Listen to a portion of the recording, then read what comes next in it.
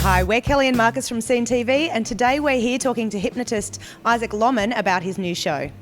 So Isaac, tell us about how you got into this line of work. It's fairly unusual. Yeah, it is, absolutely. And I didn't expect to be a hypnotist as I was growing up. I actually just kind of fell in love with the state of hypnosis and trance when I saw it being applied in the world of hypnotherapy. So I was doing a course in hypnotherapy, and then from there I was like, ooh, I kind of like what hypnosis can be used for in entertainment and comedy, and mixed it all together, and 5 years later, here I am. And sort of what was your background before that?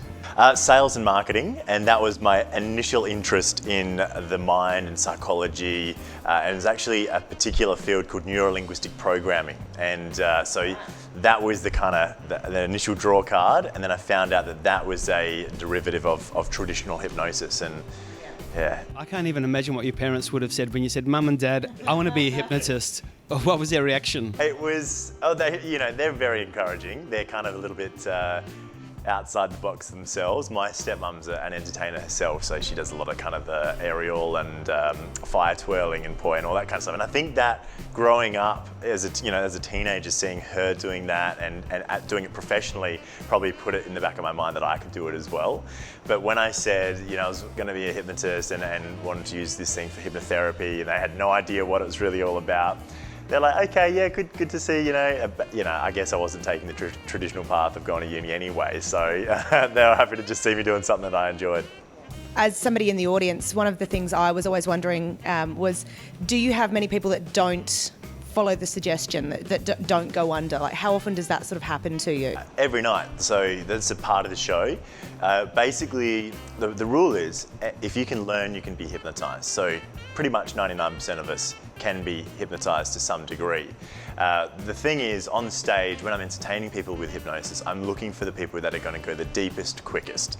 So if you're not quite there on the night, then I will just send you back to the audience just to enjoy it from the crowd. But yeah, it varies every night. So I guess the last 10 or 15 years of vaudeville or kind of magic type entertainers have kind of gone that real sort of street casual look. And I kind of like the idea of bringing back that sharp suit, the bow tie, and kind of transporting people to, I guess, another era, another world when they come to my shows. So I do like to kind of really dress it up and I guess become that archetype of what people think a hypnotist is, with the whole kind of slick look and the sharp suits and all that kind of stuff. Yeah, it's good. I'm really intrigued, when you're out with your mates at the pub and all that kind of stuff, it's like, you will buy another round, you will buy another round. They must be on their guard all the time, mustn't they? Well, again, it comes back to the morals. My biggest thing is I don't overtly hypnotize someone to that point and take them to that depth without them giving me approval first. Sort of what's in your future? Well, straight after Fringe, I'm doing Melbourne International Comedy Festival, which is exciting and crazy. I'm doing sort of 24 shows, big run, and I've never done any public shows in Melbourne before, so kind of a new market, I guess. The last 5 years I've been really mostly playing around in my own backyard, regional South Australia, Fringe here in the city, and a little bit of Northern Territory as well. But now it's kind of time to take it to other states and other towns and see how it flies. Now, of course, don't worry, I am not going to take it too far. As we've just discussed, I keep everything nice and clean. It'll be lots of fun. This will be a rather strange sensation for you. But you'll be quite aware of what's going on around you. As I mentioned, you'll be aware of what's happening around you. You'll just be able to hear the sound of my voice, but you'll just be wonderfully relaxed, okay? Now, you realise your relaxation is absolutely complete now, because in a moment we're going to test something.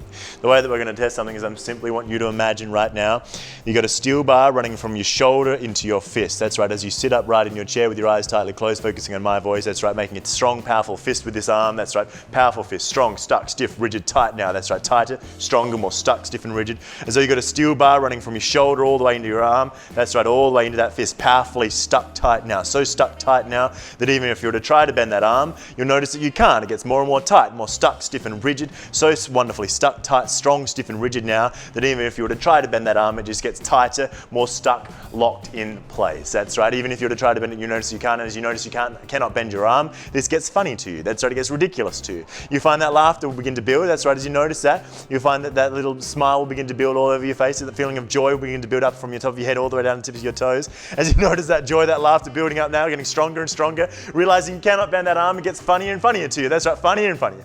That's right, twice as funny now. That's right, even if you were to try to bend that arm, even if you were to try to use your other arm to try and pull that arm down, you notice it gets more locked in place, more stuck tight now. That's right, it gets ridiculous to you. In a moment when you open your eyes and you look at that hand, you notice you still cannot bend it. It gets 10 times funnier. That's right, opening your eyes now, notice it's completely stuck tight. Even if you were to try to bend it, it gets funnier and funnier. That's right, it gets ridiculous. That's right, 100 times funnier to you. Ridiculous laughter. That's right, laughing all the way out loud. It feels absolutely ridiculous to you. Sleep all the way. That's right, melting down, drifting, dropping, falling, dreaming, relaxing, letting yourself go deeper down. That's fantastic, because in a moment when you open your eyes, you'll find that your name is completely gone from your mind. You cannot say it, hear it, speak it. It'll be completely stuck in your mouth no matter how hard you try and say it. That's right, just like that, as your eyes continue to flicker like that, you'll notice this suggestion going deeper and deeper. That's right, nodding your head as you understand, allowing your name to be completely gone from your mind. That's right, letting it completely gone from your mind when you open your eyes in just a moment. 1, 2, wide awake. It's great to be on SceneTV, with Kelly and... I'm Kelly.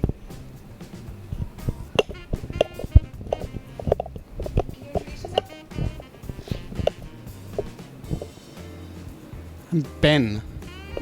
I'm not Ben. I'm not Ben.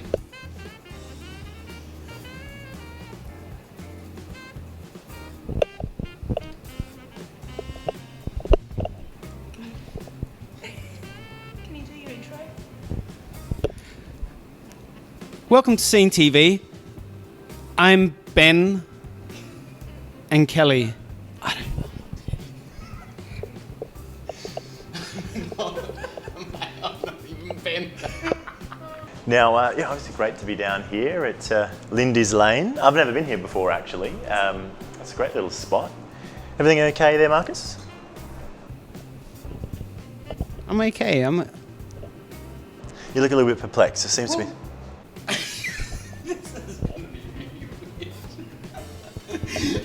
My fucking shoes are talking to each other. Your shoes are talking to each other. Yours? So are they all having a conversation? Well, To the mic. he's pissed. He's really annoyed. Your right one? Yes. Okay, what's he going on? That the other one's getting in the way. Like as in my foot's in front of his, he's just... No, that he's in the way. Oh, the left one. Yeah. So the left one keeps getting in the way of the right one. Yeah, he's just not happy. He's not very happy. I don't... Okay. Yeah, sometimes these things do happen, which is... Kelly's isn't very good either. What's Kelly saying? Well, she doesn't... She doesn't like the colour that Kelly put on her. Oh, right. She... Which one's saying that? The right one or the left one? The right one isn't happy with the colour orange at all, and she wanted to be beige. Oh, okay. Right. Oh, well. I see. I guess it's the fashion police coming out here or something, or...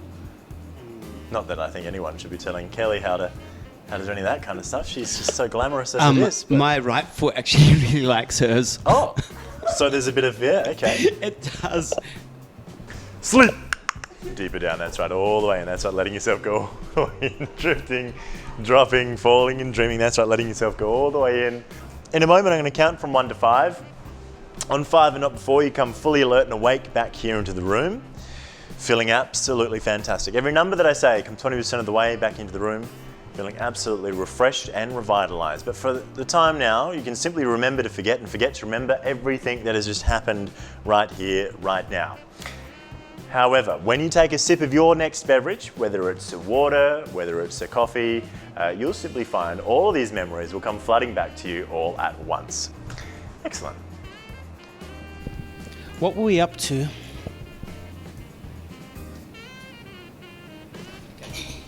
So, I'm Kelly, and you are? I'm Markus from SceneTV, and today we have been interviewing Isaac Lomman.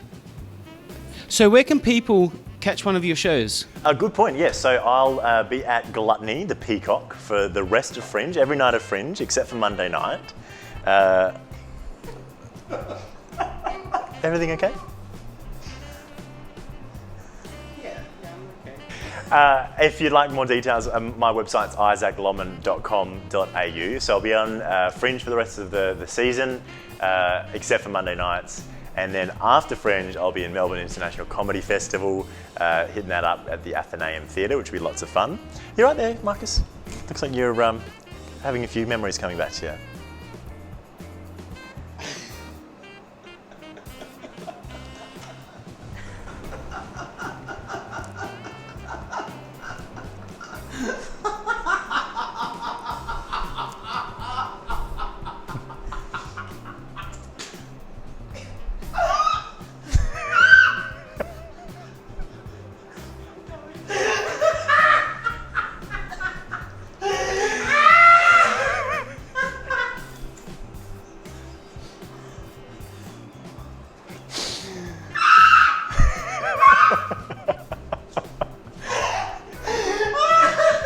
That's the kind of response I'm looking for.